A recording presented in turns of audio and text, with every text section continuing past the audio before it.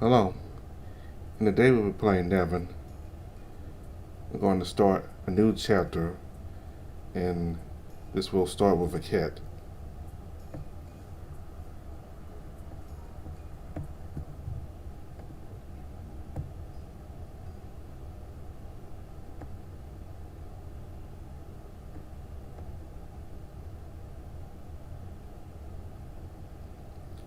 Gillian woke up. I got the message this morning, and he asked to see me. I don't know exactly why, but I can guess. Rowan is dead, and it's at least partly my fault, despite what others may think. I suppose his captain will want to know more about what happened, which doesn't exactly make the idea of this meeting a pleasant one, but I owe them. Which doesn't exactly make the idea of this meeting a pleasant one, but I owe him that much after everything. So here I am, standing outside the door of the captain of guard's room, my heart pounding with anticipation. I can hear you pacing outside the door. Come in. And obviously, the rest of my body is also having trouble staying calm. Sorry, I'm coming. The inside of Gillian's room is exactly what I expected to find, simple, organized, with absolutely no personal details in sight. But I'm not here to spy on a panther, so my gaze quickly turns to Gillian himself, sitting on his bed with his back against the wall. There's something strange about the way he's sitting. I can't quite put my finger on it, but he doesn't seem quite comfortable. I'm glad to see you're awake. We weren't sure if Rowan, did he die fighting? Alright, I guess there's no point in beating around the bush. He went out with his weapon in his hand, facing Kellethan, and by doing so he protected me as well as the entirety of Frostfang, a fitting end for a true warrior. I probably wouldn't have survived without him. The panther looks away for a moment, his only functioning eye turning toward the window, and I stand there silently, watching him. I can't feel anything below my hips. My legs won't move. No, Gillian, I'm sorry. The police can't do anything. My brand prevents them from healing me further. According to them, it's possible that I'll walk again one day. But I don't count on it too much. I'm really sorry. You don't deserve this. I don't know what to say. I need you to answer a question. I need you to be honest. No puns, no tricks, just pure truth. Of course, I'm listening. He sighs, turning his head to stare at me with concern. The death of Rowan, and that of my warriors, was it worth it? The question catches me off guard. What am I supposed to say to that? I want to be honest, but I'm not sure how to respond. I guess I just have to say the first thing that comes to me. I don't think I can answer that. Some days I think it would have been better if none of this had ever happened. Maybe if I hadn't had my brand, Kellethan wouldn't have come for me. Maybe all those lives would have been spared. But it did happen, and those sacrifices saved my life and Akhet's. You protected the kingdom to the best of your ability and fought for it. I can't tell you if it was worth it, Gillian, because I don't know. And I think you're really the only one who can answer that question. I see. After a brief moment of silence, he turns his head, looking out the window again before speaking. Thank you for your answer. You can leave now. You probably have things to do elsewhere. Gillian, please. There's nothing more to say. What else could I say to someone who has lost so much to defend me? All I can hope is that my answer has brought him some comfort, but something tells me that's not really the case. I leave his room in silence, closing the door behind me. The urge to curse my brand and the God who gave it to me creeps inside my head. How many lives besides my own has this city power ruined? How many deaths and injuries have occurred because of it? But it wouldn't do any good. And if I'm honest with myself, the brand isn't the only problem. I was unable to change things, to take control, to act in time. But it's different now. The fight against Calathon, I've changed. I won't let anything happen without reacting. The days of running away from my problems are over. It's time I face them head on. Eric, what are you doing here? I jumped at the sound of Prince's voice, lost in my thoughts. I didn't hear him coming. By NeveN, you scared me. Sorry, I didn't mean to. I answered your question. Gillian asked to see me. He wanted to talk about what happened, about Rowan, but also about himself. I see. Maybe on. Will he really never be able to walk again? I don't know. Healing is exactly my area of expertise, and although our priests are skilled, most of them usually work with their hands. Without that resource to help them, there are very few who are capable of healing such serious injuries. The sadness in the bear's voice is more than palpable. I wonder how much Gillian means to him, if it's just sincere friendship or if there's more than that between them. And if the captain can't walk anymore, what will happen to him? He'll be invited to stay at the castle for as long as he wants. Of course, he'll never need to work again if he wishes to. Gillian made a great sacrifice for the kingdom, for the good of the kingdom. The least we can do is make sure he lives a peaceful life now. Something tells me he'll have a hard time accepting this new life.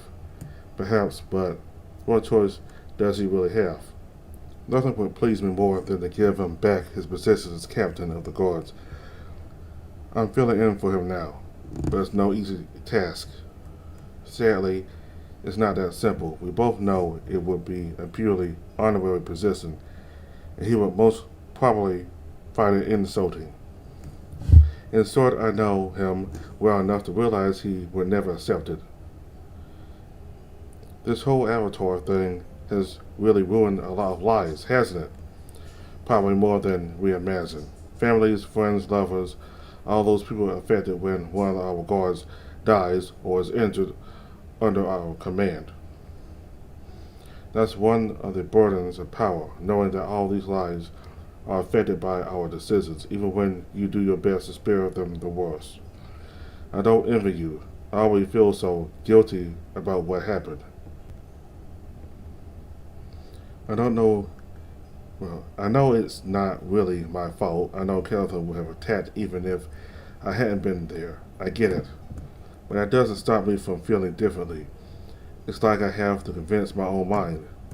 I'd like to tell you that things will get better, that you'll eventually understand it's not your fault.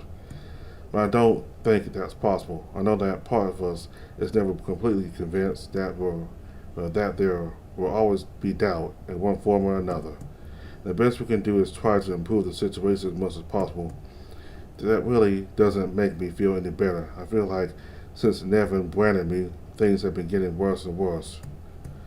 The attack on the Akkadian convoy, the Avatar's Calathon, and his consequences. The more time passes, the more I hate my powers. Do you think things would have been different without it? You wanted to possess a royal bar, Eric. You fought for it, and let's be honest, we can both recognize your talent. You would have been in that position with or without NeveN's brand. That also means you would have had an important position regardless, and its responsibilities would still have fallen on your shoulders. Your role would have been different, of course, but you would have had a role to play. You still have decisions to make and people under your command. The weight of power is something I had to learn at a young age, and although I would have preferred you to have had more time to understand the most repulsive aspects, you would have ended up experiencing them anyways. The attack on the caravan at the Avatars, maybe even Calathon's arrival, all that would have happened whether you were an Avatar or not. Look at it this way, with you branded by NeveN, we were able to prevent and react. We were able to prepare and react. Imagine the situation if Akhet knew about the Avatars, and we didn't. If you put it like that. I sighed before glancing sideways at the bear, curious about something he mentioned. You said you had to learn that at a young age. My fathers wanted to make sure I was ready for my wedding. They preferred to give me small responsibilities early on so that I could get used to everything that entails. That doesn't sound like the most joyful life. Sometimes it wasn't, but I can't complain. I feel ready to lead now. I'd rather not imagine what his childhood must have been like, not to mention that he never mentions his birth parents. I imagine he must have lost them when he was still young. I can understand that it's a sensitive subject, even if our circumstances are different. To be completely honest about the position of royal bard, I imagine it would have involved more parties and alcohol. Tanakh could have been a tad more specific when he wrote the poster announced the competition. I'll ask him to change it then. I'm sure he'll be more careful next time. Hopefully that won't be as late as possible, but that would mean someone wants my job. We both smiled. The atmosphere now a little less tense. A few weeks ago I would probably have added a pun or stuck my tongue out at him. But now I don't really feel like it. I guess that's what growing up is. Or maybe I just became more disillusioned. Another question suddenly pops into my mind after I won't have many opportunities to ask it. Do you think I could visit Akhet? I'd like to make sure he's okay. No. That was quick. You didn't even take the time to think about it. It's too dangerous, Eric. We still can't tell exactly when Akhet is here and when Calathon is in control. When Calathon's in control, and that monster is clearly very good at imitating its host. He seems to have access to his memories, or perhaps he's been observing everything from the beginning. We don't know enough to take the risk, especially when all we know for sure is that he sees you as his prey. Exactly, which means that maybe seeing me could cause a shock that could help Vakad. Or Calathon will break his chains when he sees his target and then he'll devour you. You face this creature, and it seems immune to anything that would normally block the power of the brands. Do you really think a mere cage would keep him locked up if he didn't want to stay there? Tanakh told me the same thing. I was just hoping I want to help him, but I don't know how, that's all. We all want to help him, believe me. I've known Vakad much longer than you have, and I know that this bloodthirsty monster isn't him. It's something that has taken possession of him. But I don't know any more than you do about how to cure him. No one does. No one. I'm not so sure about that. The idea has been playing on my mind for some time. There's someone who might know how to cure him, or at least how to calm him down. But given how Maybjorn reacted to my request to see Vakad, I doubt he'll like this idea any better. Not to mention that I don't know how to contact Tess. He's only ever spoken to me through my dreams. Don't worry too much. We have the best priests in the world here in Frostfang. I'm sure we'll find a solution eventually. As long as the solution doesn't involve the monster biting my ass, I suppose I can live with that answer. I can assure you that both you and your behind are safe. He sighs before sitting up, stretching briefly as I hear several joints crack all over his body. There's something slightly disturbing about it, potentially a little frightening too. I'm going to visit Gilead myself. I have to talk to him about what we have planned for him, I suppose. He didn't seem to be doing very well, Maybjorn. I think he'll need more than just some official talk. He needs a friend. Given what he's been through, he smiles at me with a joyless expression. I can stay with him for a while, don't worry. He wanted to know if it was all worth it, and I'm not sure I found the right words. Maybe you can give him an answer he'll be happy with. I can try. Anyway, thanks for telling me. And Eric, their sacrifice. It allowed us to defend the kingdom by keeping you alive. It was worth it. That's what I told him, yeah. but I don't know if it would be enough to reassure him. Anyway, you should go. He probably needs you there. The prince nods briefly as I wave him goodbye. The weight of power and responsibility, huh? I wonder if I would have fared better without my powers, and how differently events would have unfolded. Maybe everything would be worse. For all the misfortune it brings me, my brand also gives me the means to defend myself. I would never have survived my encounter with Caladan without it. Maybe I should focus on that instead of looking for something or someone to blame. I should stay focused on what I can control, on what I can change by myself. And that starts with Vigo. It's high time I spoke to him.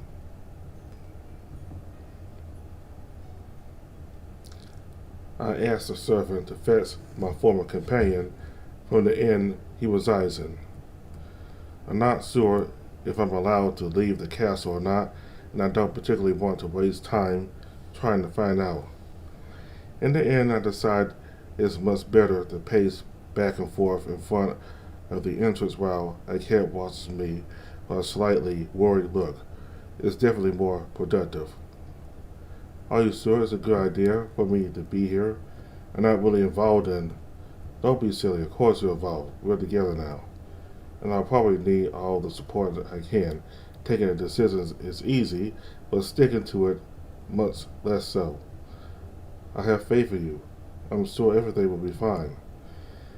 As much as I try to smile at the bird, I can feel that my heart isn't really in it. Eric? I freeze for a moment before turning toward his voice, forcing myself to keep a genuine smile. Hey, Vigo. The way he twists his fingers together tells me everything I need to know. He's even more nervous than I am. And considering what happened last time, I guess that's more than understandable. You're not going to do what you did last time, are you? No, I'm sorry. I'm sorry about that. It wasn't entirely intentional. I guess I don't have complete control of my brain yet, that's all. Not entirely intentional, so it was still a little bit intentional. Vigo, I was surprised. I didn't even think. It just happened. Damn, I need to be more careful with what I say. Hello, Vigo. We haven't been properly introduced. I'm Akhet, and it's an honor to meet you. I silently thank the bird for getting me out of this awkward situation. Oh, pleasure's all mine. Akhet? Are you the musician who accompanies Eric? Akhet glances at my sideways, no doubt wondering. Akhet glances at me sideways, no doubt wondering what exactly to say and how much detail to go into. But it's not his role to announce it. It's mine, and it's time I fulfill it. Akhet is my new musician, yes, but he's also more than that. I take my companion's talons in my hand, caressing them tenderly as much to emphasize what I'm about to say as if it is to reassure myself. We're together, not only as musicians, but also as a couple. For a brief moment, I fear the information is too much for the fox. All life seems to drain from his face, and I think I see him tremble slightly. I see. Congratulations to both of you, I suppose. I'd rather leave then. It was a pleasure to meet you, Akhet. Vigo, wait. Eric, please. We need to talk. We can't just talk. What do you want to talk about, Eric? I spent 7 years wondering if you were okay. I knew you were alive. Deep down inside, I knew that if anything happened to you, I would feel it. But I was still left wondering if you were sick or hurt. I spent 7 years thinking about who I could be without you. You're all I have. You always have been. Where am I without you? When I heard you had become the royal bard, I saw a chance to become myself again, to be able to live again. I was wrong, obviously. Unlike me, you don't seem to have had any trouble moving on. Vigo, no. That's not what happened, I assure you. And yet that's what I'm seeing. Look at yourself. You're a royal bard. You found a new musician and a new lover. As for me, I have nothing left. That's not what I meant. I just wanted you two to meet. You're the two most important people in my life. And yet, one seems much more important to me than the other. Don't say things like that. But it's the truth, and you know it. Let me go now, please. I need to be alone for a while. I don't know how to respond, so I just stand there speechless, unable to act. You're free to leave, of course.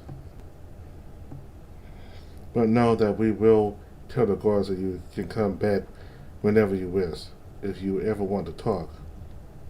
Vigo takes a moment to look at Akhet before smiling sadly. You seem to be a good person. Maybe I'll come back someday. Eric, it was good to see you again, really. For me too. I just wish it could have gone differently. Unfortunately, it seems we can't always have what we want. I watched him walk away without saying anything. This isn't how I hoped it would be. I hope that I don't know exactly. That he would be okay. That we would remain friends, despite everything. Are you okay? I don't think so. I think I need a moment. His hand still in mine, he slowly pulls me across the courtyard to one of the most secluded benches so we can have some privacy. I'm sorry it didn't turn out as well as you hoped. It's my fault. I must have done something wrong. I probably made a bad choice, or I said something I shouldn't have. Maybe, but sometimes we only have bad choices. Sometimes, no matter what we do, the result is unpleasant. What matters then is to do what's best for ourselves and those we love. I can't speak for him, but I'm not sure Vigo was really ready to see you again, especially with me. What? Should I have hidden you? Should I have lied to him by pretending there's nothing between us? That doesn't seem fair to him either. Because it's not. I don't know what you should have done, Eric. Like I said, sometimes there are only bad choices. You did what you thought was right, and that's what matters in the end. I just hope he forgives me, and that he'll be alright someday. He seems so empty. He's hurt. He probably has been for a long time. It's hard not to have answers, not to know. At least now he has answers. We can only hope it helps him. Hope. That's all we have right now. Sometimes that's enough. I guess he's right. It is not like I have many other options right now. It's just unpleasant. I let out alongside and rest my head on Akhet's shoulder, hugging him close. Thank you for being there for me. We promised to face our trials together. Our lives are strange, aren't they? I suppose that's a good way of putting it. I hope I'm not bothering you. I look up abruptly when I hear Vo's voice. I didn't hear him coming. He can be pretty discreet despite his big hooves. Lord Vo, we weren't expecting to see you. Especially in the castle courtyard, that's where. I was looking for you, Eric. We need to talk. About my brand, I suppose. I'll be honest with you. I'm not really in the mood. I think you have plenty of time to recover from recent events. It's more than necessary to resume your training. Especially considering the new abilities you seem to have discovered. We must explore further what you are capable of. My lord, I don't think this is the best time. It never is. That doesn't exempt us from our duty. Just today, Vo. Just this once, please. I promise I'll be at the temple tomorrow, and with the biggest smile you've ever seen. You can put me through all the tests and experiments you want then. I'm not sure we can afford to wait any longer. You need to learn how to use the new powers of your brand, especially if they allow you to avoid deadly blows. He's not wrong, Eric. Not to mention that you managed to awaken your brand without your awakening gesture for the first time when Vigo visited us the other day. And you didn't tell me. This is a major breakthrough. It's proof that you're getting better and better at controlling your brand. We should have resumed training immediately as soon as you found out. Let's just say that everything happened so fast, I barely had time to understand my powers and what I was supposed to do with them. You absolutely must. Bells rang loudly, interrupting Vo's mid-sentence. The immediate concern on the police's face, coupled with the shrill sound they produce, makes my blood run cold. Vo, what's going on? It's the guard's alarm. Something's happening in the city. We're under attack. Is it Calathon again? No, it must be something else. The Avatar's locked up in our dungeons. If he had escaped, we would have heard. A loud noise echoes again, and the ground shakes slightly beneath my paws. A few seconds later, a column of earth rises in the center of the city, in the distance rising above the walls of Phosphane before collapsing. What's going on, Vo? Do you think it could be the Avatar of... I don't know, but I doubt it. It was impressive, but nothing a powerful brand of Garain could accomplish. In that case, two guards come running towards us, a gray wolf and the mute fox I already met before. Lords, there have been an attack in the city. Unknown warriors have emerged from the sewers. Prince Mayburn has already gone to deal with it, and we must escort you to safety before joining him. The fox simply nods in response, looking worried. Accompany Lord Eric and Akhet, then I shall come with you to face the enemy. If Phosphane is under attack, I must help, especially if the enemy is a powerful user of my own brand. Understood, Lord Vo. Warrior bars, if you could. Another loud noise, but this time coming from behind me, from the Fang itself, and not from the city. What was that? No. A rumbling sound could be heard, constant and growing louder. When I turn around and realize with horror that even nature seems to be turning against us. Eric, what is it? An avalanche. We have to get back inside, quick. The mass of snow seems to grow larger and larger as it slides down the Fang, gathering speed as it rushes towards the castle. If it ever hits Phosphane, if it makes it this far, there's no telling how much destruction it could wreak on the city. All I know is that hundreds of people will die, from the shock, the cold, or trapped under tons of snow. It looks...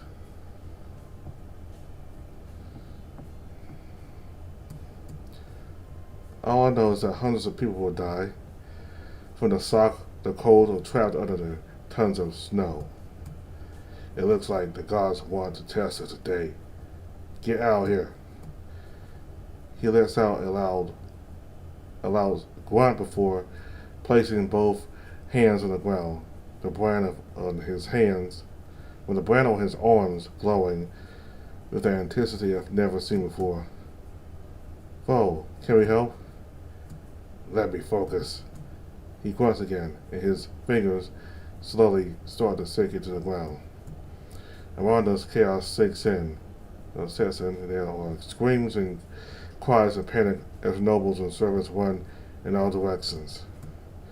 So I grab a cat and hold him close to me as I continue to watch the snow rushing down on us.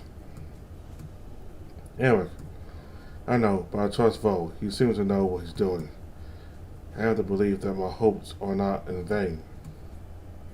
The ground begins to shake around us more and more violently while Vo's grunts gradually turn into a roar of pure rage. In between the avalanche and the castle, the earth itself starts to move. Two enormous peaks slowly rise up, as if to cut through the snow and the rolling boulders. What are you still doing here? Get the shelter. It won't be enough. It's just to avoid the one.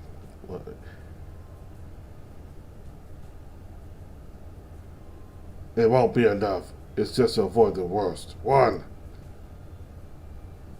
Follow us. We'll take you to the meeting place. You'll be safe. The kings are probably already there. The fox nods briefly, then turns at the avalanche with a strange expression given the situation. I can't quite put my finger on it, but for a brief moment I could almost think he was smiling. But the urgency of the situation forces me to put that aside. With Akhet still against me, I start running, following the wolf who is guiding us, while the fox follows closely behind us.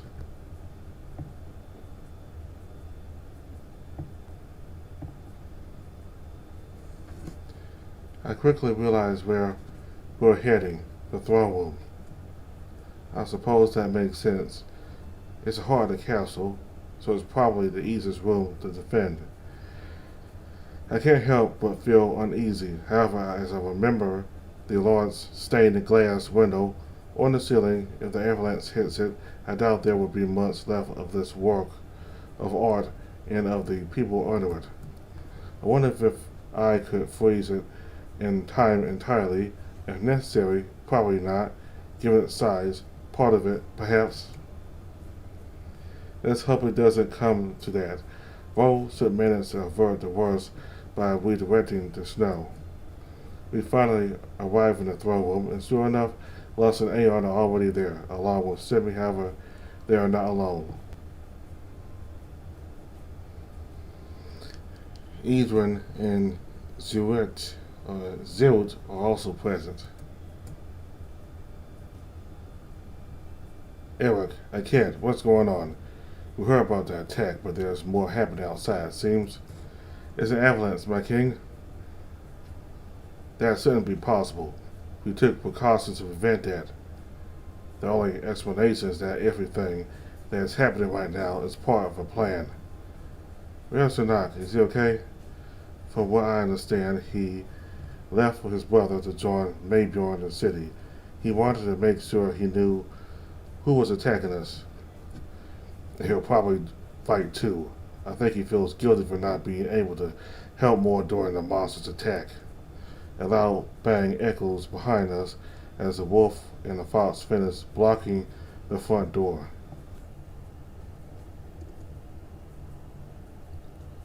My kings, we are now in. He is brutally interrupted, spitting blood as his throat becomes increasingly distorted. A beak finally pierces the flesh, bursting out of the guard's neck until a bird made of shadows emerges before flying away. Finally, I couldn't stand listening to him anymore. The fox pushes the guard's corpse with his paw as shadows come to life around him, taking the form of bird's prey. And finally, I recognize him. Lastra. In the Avatar. Almost immediately, Lust's arms begin to glow as he activates his brand, and some of Aeon's stripes start to dance across his body. But where there was confidence, I suddenly see concern as the fox flashes a joyless smile. What's going on, Shadow King?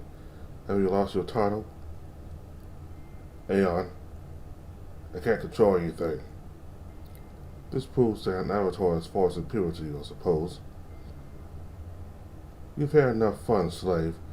We're not here for you to show off your powers. I knew we should never have let those fucking birds in. Calm down, Simi. There's no need to cause more damage than necessary. This can still end without further bloodshed. Idrin, what are you talking about? Betrayal, Eric, that's what he's talking about. Idrin has allied himself with McCann. I suppose he's the one who helped Lasra's avatar infiltrate our ranks. And I also showed them how to use the bastard's alley to infiltrate the capital. There's something almost like pride in his voice. He wants us to know that what he's done. The bastard. Why, you're a member of the Royal Council, one of Frostfang's most powerful agents. I have a few reasons, but the most important part is I'm joining the winning side. You lost. That's the real news. Your lives are mine, kings of Frostfang.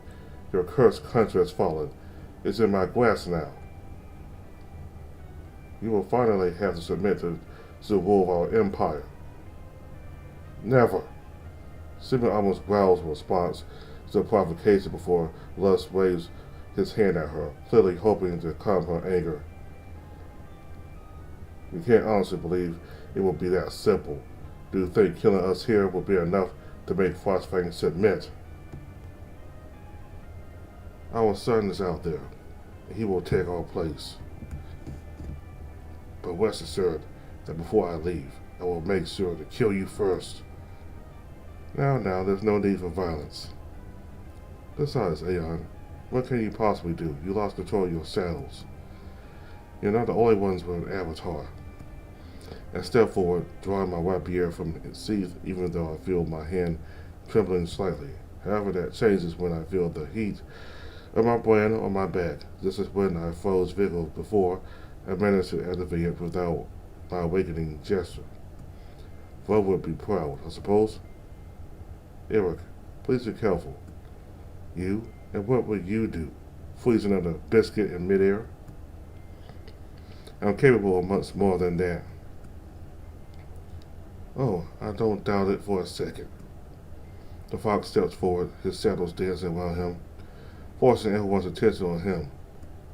I've been watching you these past few days. You're as discreet with your powers as you are in your private life. What you are capable of, nothing impressive. Not to mention that you're not the one I'm most interested in right now.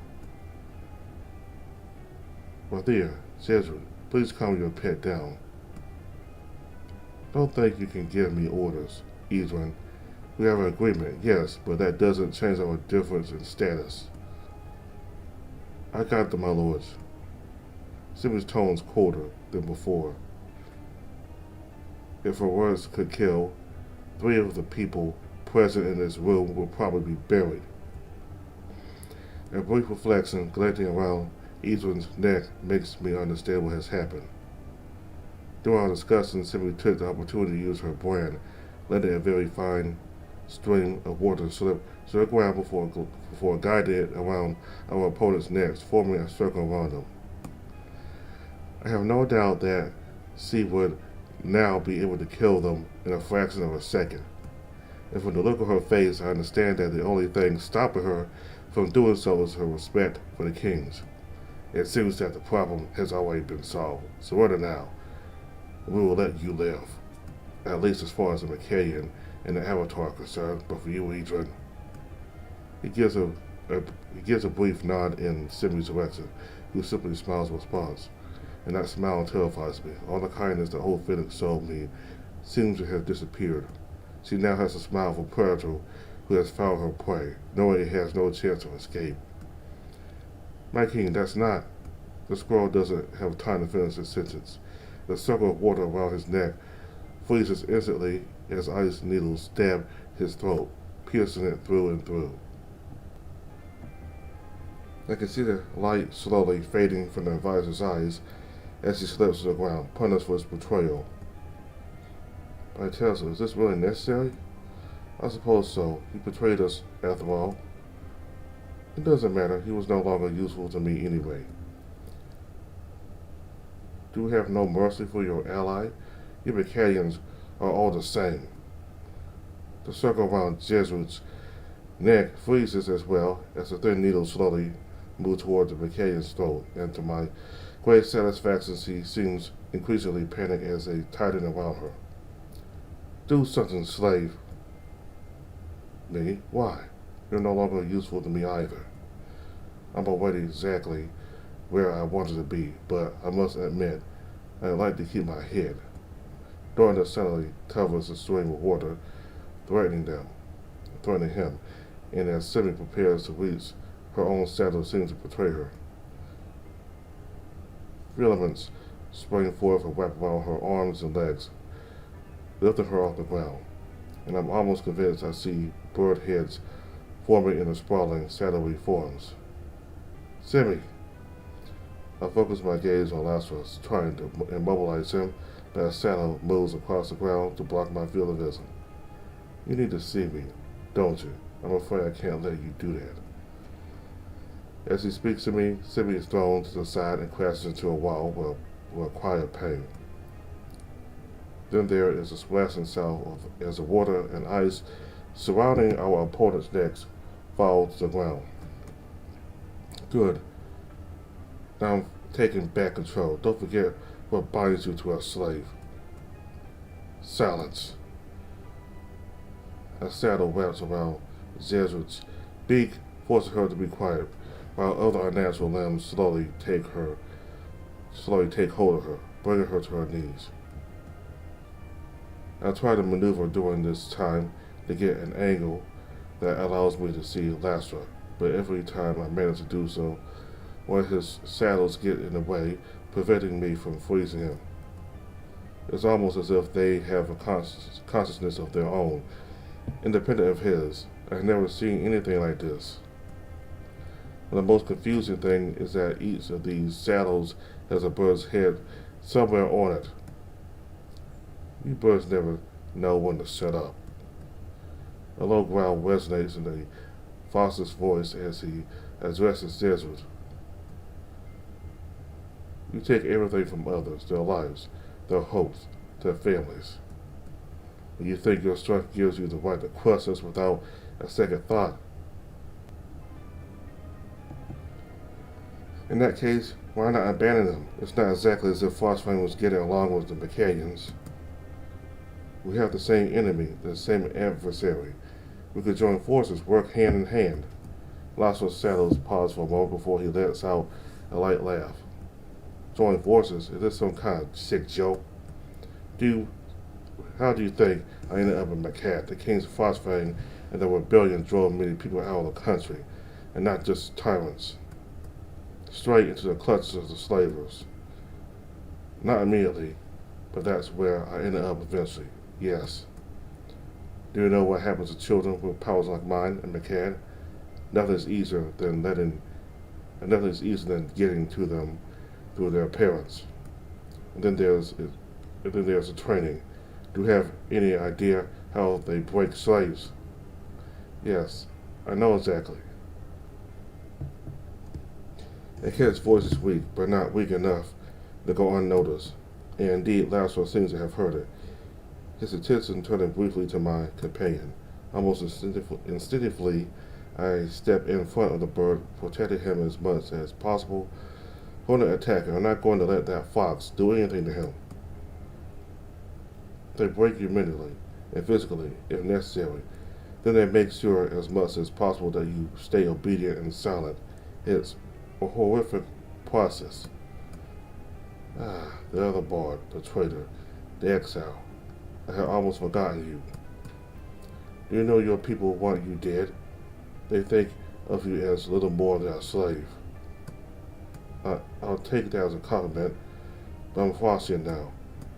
A Faustian turned Mecanian, facing Mecanian turned Faustian.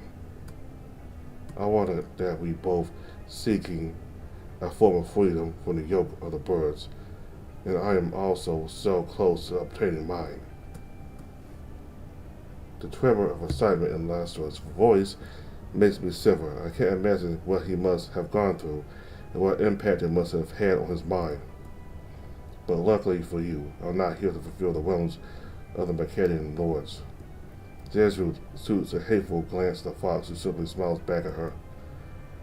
So what's the point of this? Why all this talk?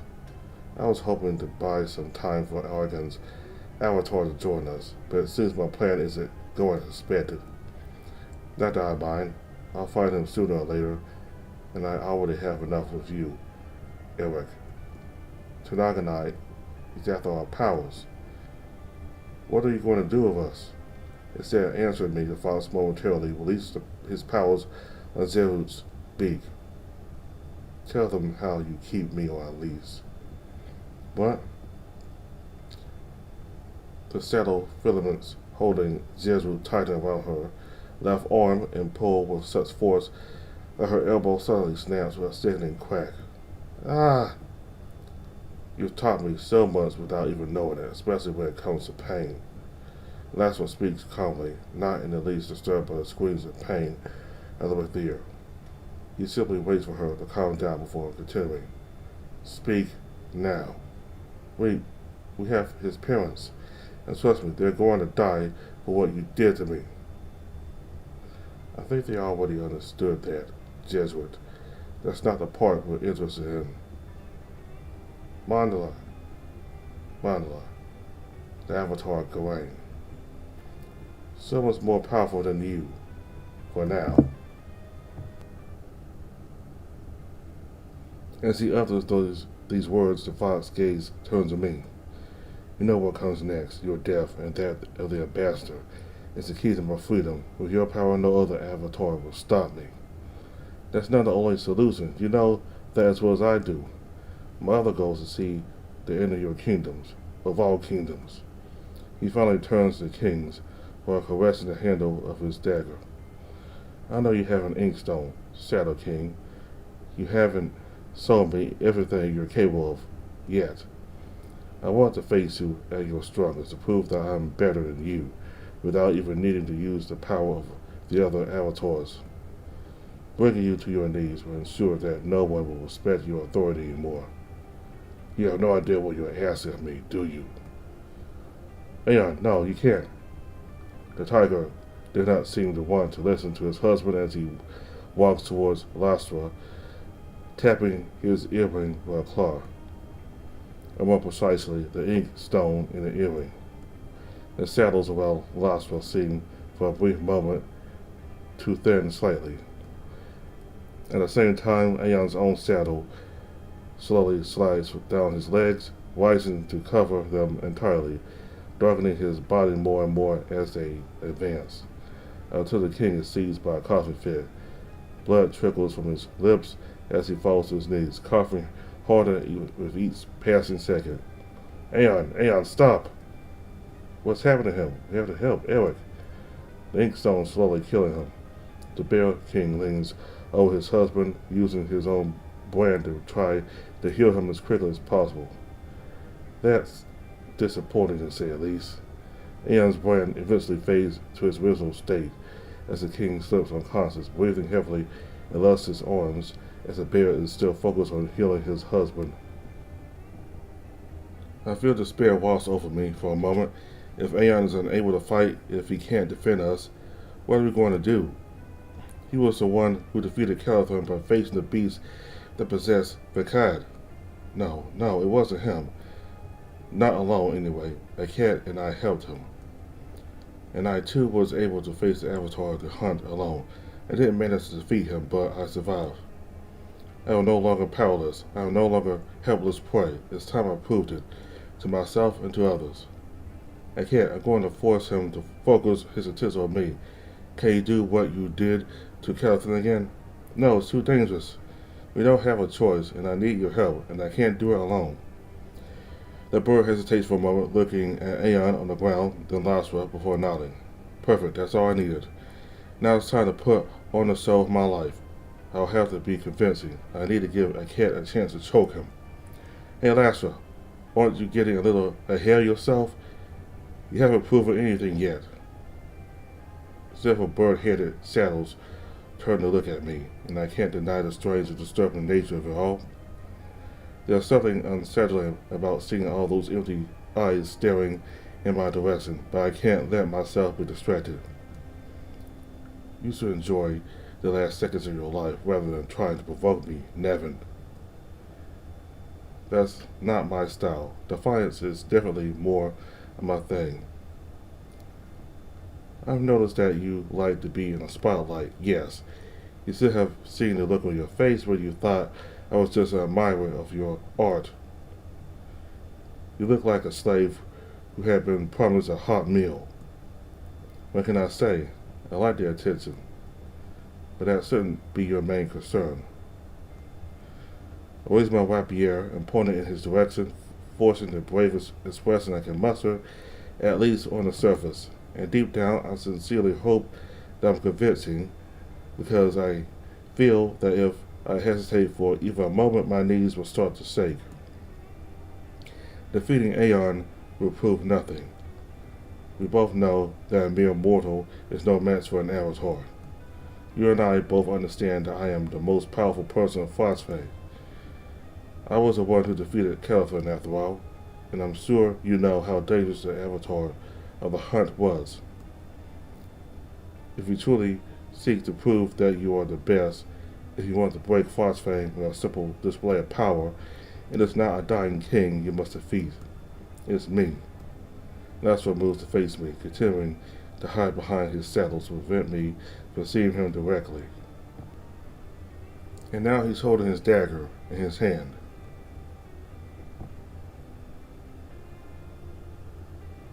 As if he needed a weapon in addition to the rest, his saddles are clearly more dangerous than anything he could have on him.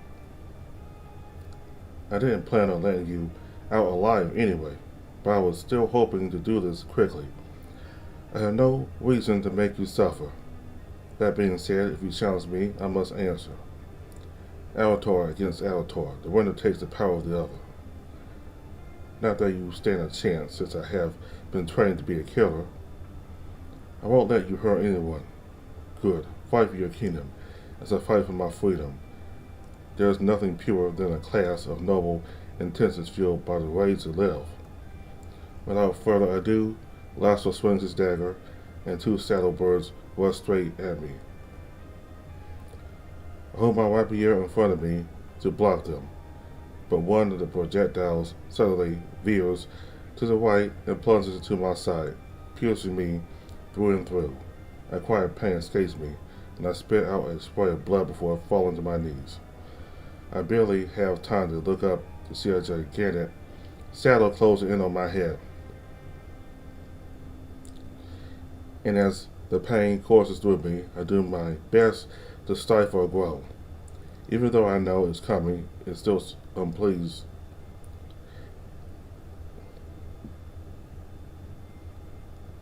Even though I know it's coming,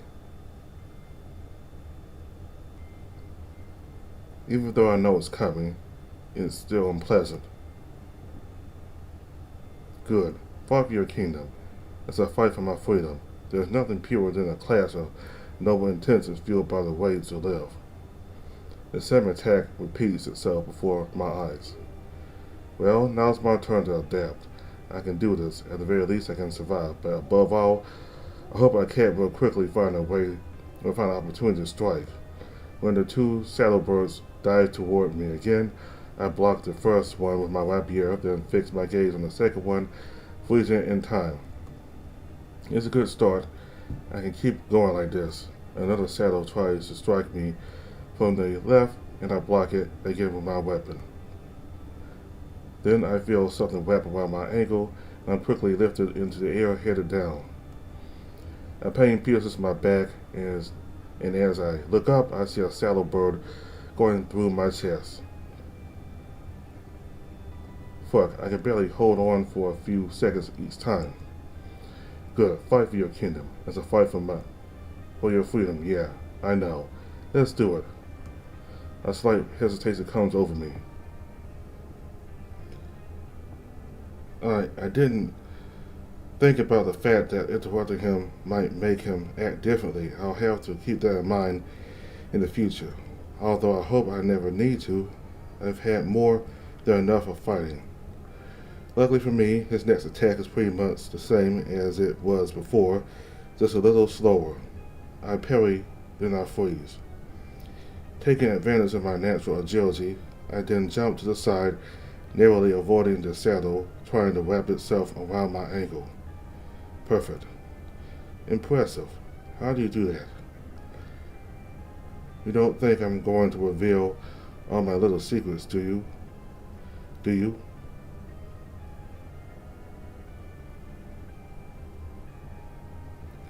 You don't think I'm going to reveal all my little secrets to you, do you? It doesn't matter. You can't always. The fox's last words don't come out of his throat, even though his mouth is wide open. Eric, I got him. Thank the gods I don't have to do that over and over again. Perfect. Now all we have to do is... Don't just stand there, you idiot. The Phoenix Fox's scream takes me by surprise, and as I turn to Akhet, I realize with horror what she means. Akhet. A massive saddle composed of several bird heads intertwining rushes towards him while letting out a soulless cry. I try to freeze him, but there are too many. I can't stop them all. My eyes dart from one to the other as quickly as possible, and I almost feel as if time is slowing down as they continue to rush toward my companion. That's not enough. No matter what I do, no matter how hard I try, I can only freeze 3 at a time. I can't stop them all. I can't. No.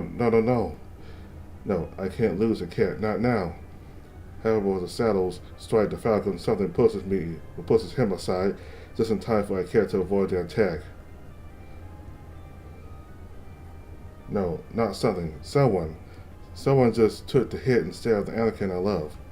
For a brief moment, relief overwhelms me. A cat is fine. He's unharmed. And then I recognize the one who protected him, the one who is now bleeding on the ground. Simi, no. I can't look at her in panic, then comes closer, waving his claws above the finish without daring to touch her. Simi, why? I didn't mean to. It's not fair. I'm a Mecanian and... No. Make me laugh. I would never die for a Mecanian.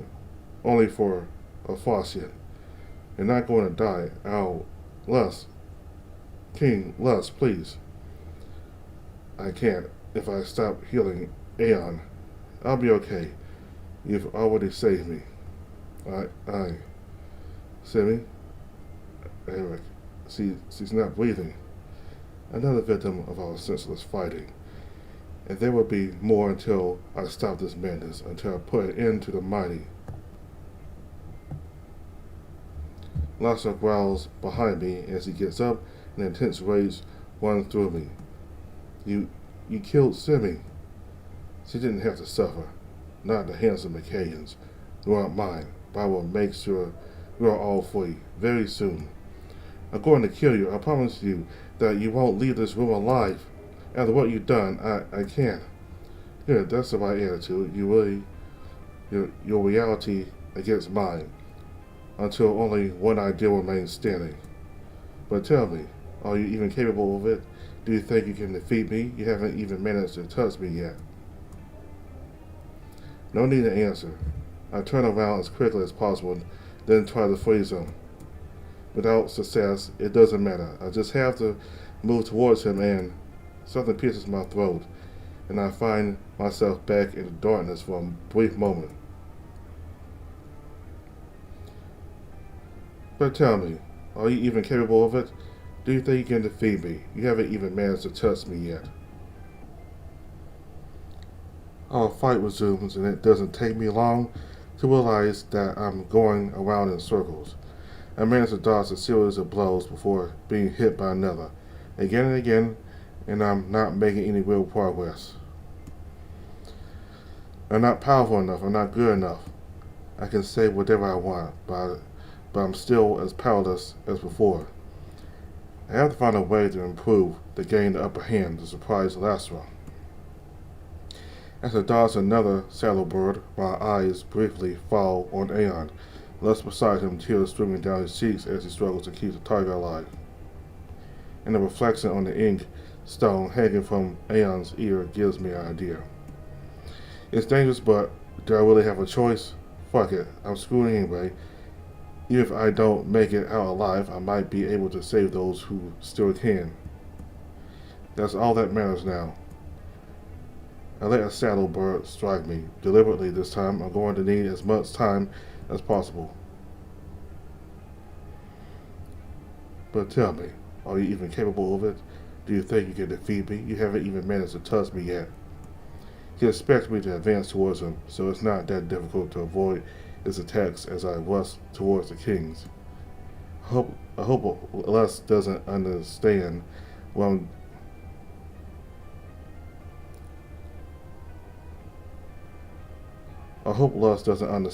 trying to do. I don't think he'd let me take Aeon's stone. even if it dooms us all. Are you going to keep running away? Shut up. I reach the kings and bend down to grab the tiger's earring, and that's when I see Lus's eyes that he understands what I'm doing. But it's too late. He can't stop me now.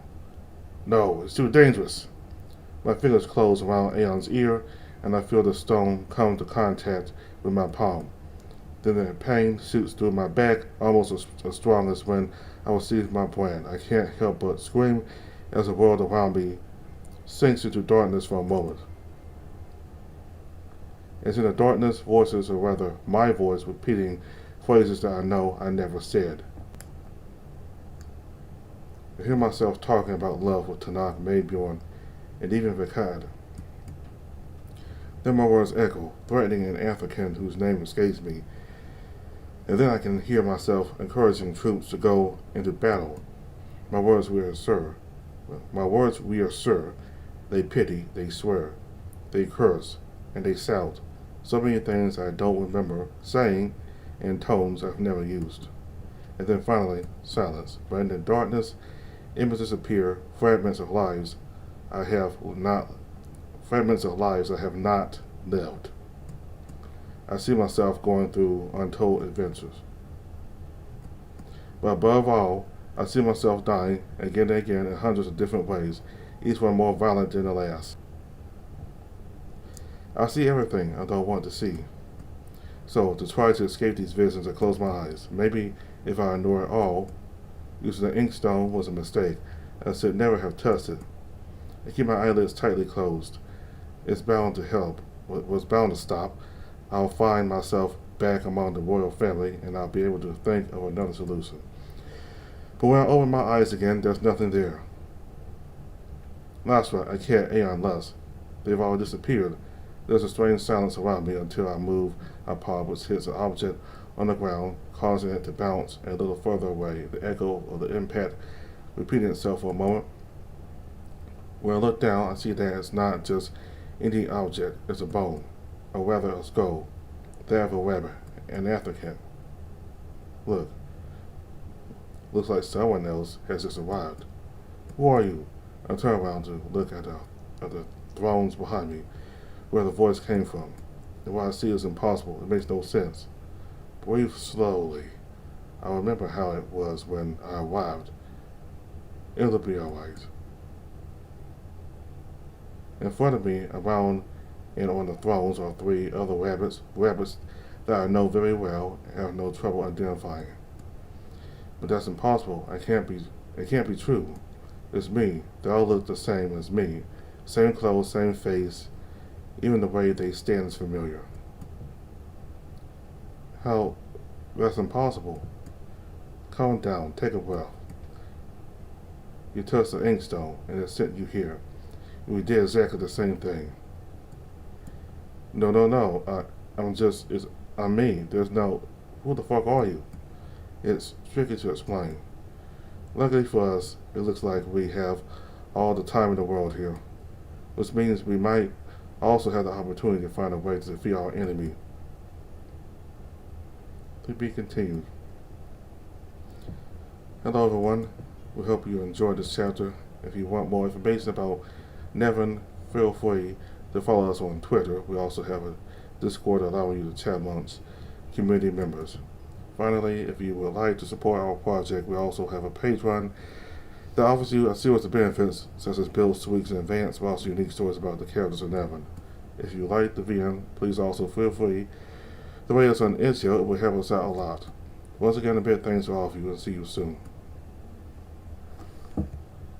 So, this is a very significant update here. A lot has happened. Very big update. So,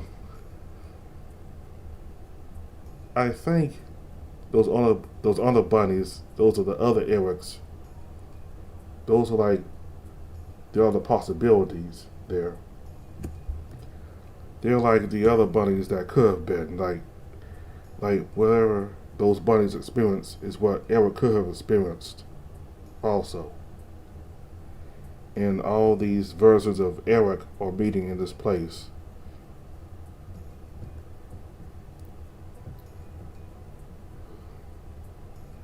But I don't know if the real Eric, the true version of Eric, I guess, is the one who is looking at the three of them, or maybe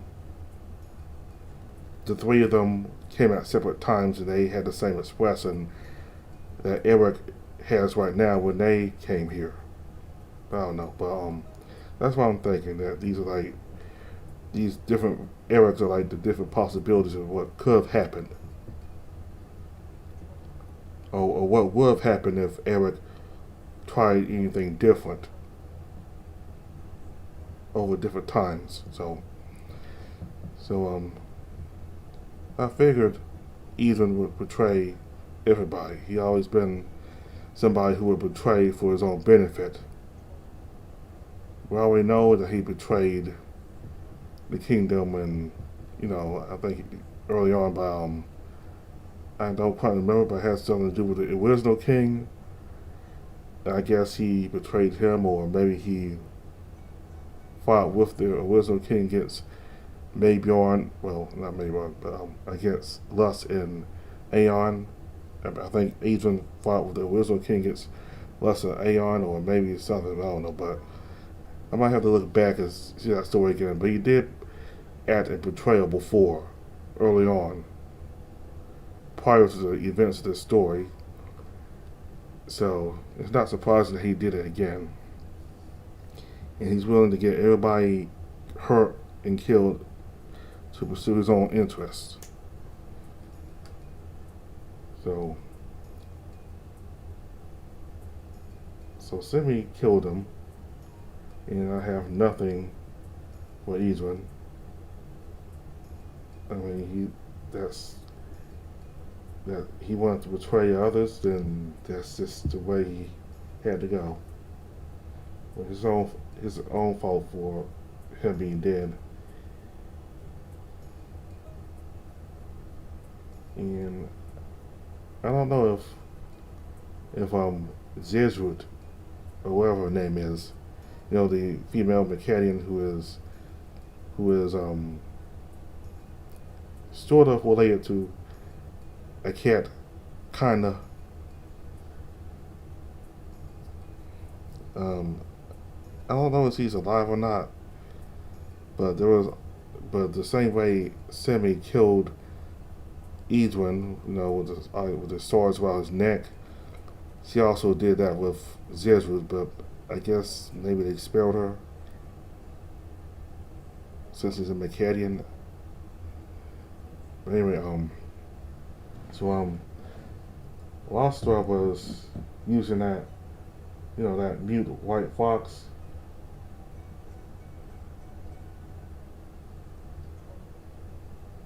Because, what's the wolf?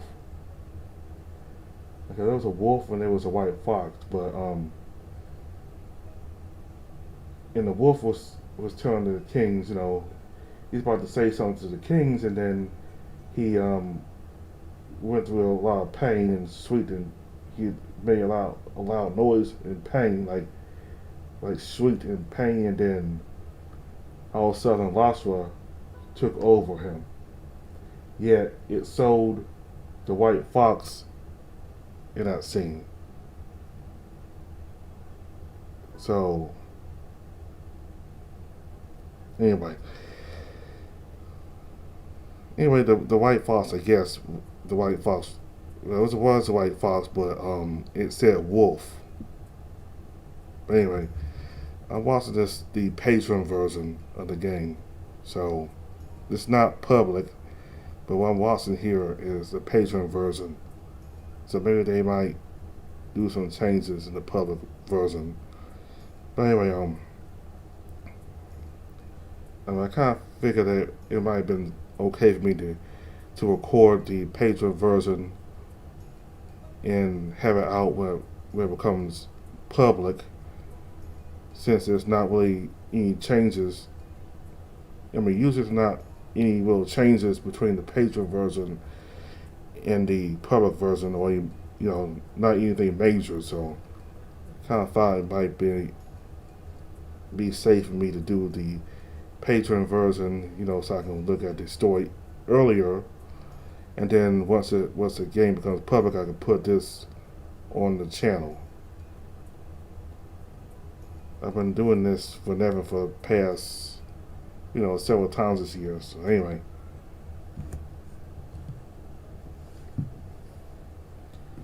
so it looks like King Aeon is dying. Hopefully he'll live.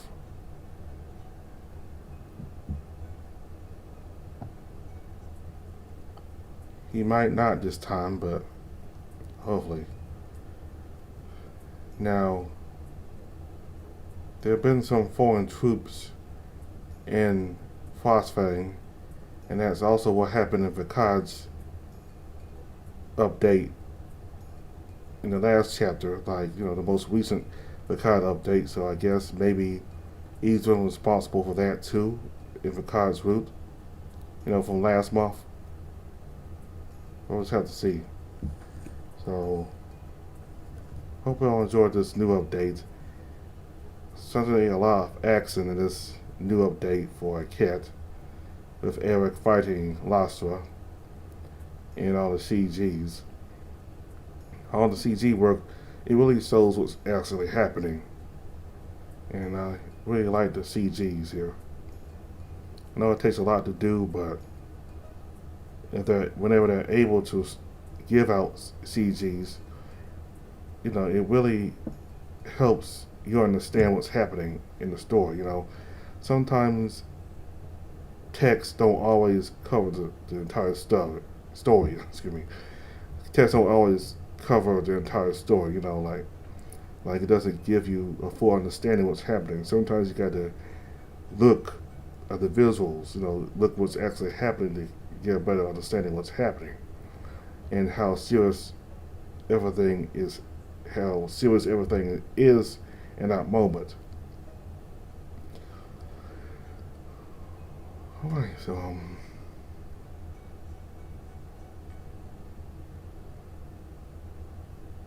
that's it for now. And the next character simply may be on, so until then, thank you all very much for watching. Goodbye.